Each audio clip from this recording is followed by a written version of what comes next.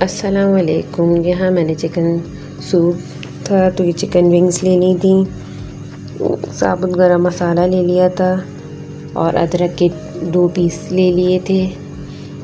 तो मैंने सोचा आप लोगों के साथ ये रेसिपी शेयर करूं। आजकल वैसे भी मौसम चेंज हो गया है तो यहाँ देखें मैंने ये विंग्स ले लिए थे और अगर गर्दन वगैरह रखते हैं तो ये लौंगे, दालचीनी है, हल्दी है, नमक है, अदरक है, ये पानी में मैं सब चीज़ें ऐड कर दूँगी।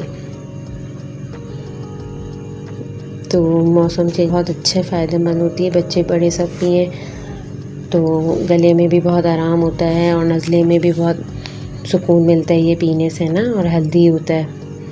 वैसे तो भी यखनी मिलते हैं, यखनी सूप मिलते हैं और कॉर्न सूप मिलते हैं, पर ये ज़्यादा फ़ायदेमंद होता है। तो मैंने भी अपने बच्चों के लिए बनाया था तो मैंने सोचा आप लोगों से भी शेयर करूं।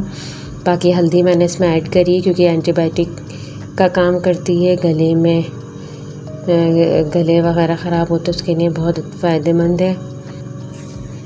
और आजकल बहुत वायरल फैला हुआ है बुखार, नज़ला, खांसी का, तो उसके लिए बहुत अच्छी। और ये साबुत अदरक डालेंगे तो इससे भी बहुत अच्छा टेस्ट आता है और ये पीने से बहुत अच्छा फ़ायदेमंद होता है, हेल्दी होता है ये ना।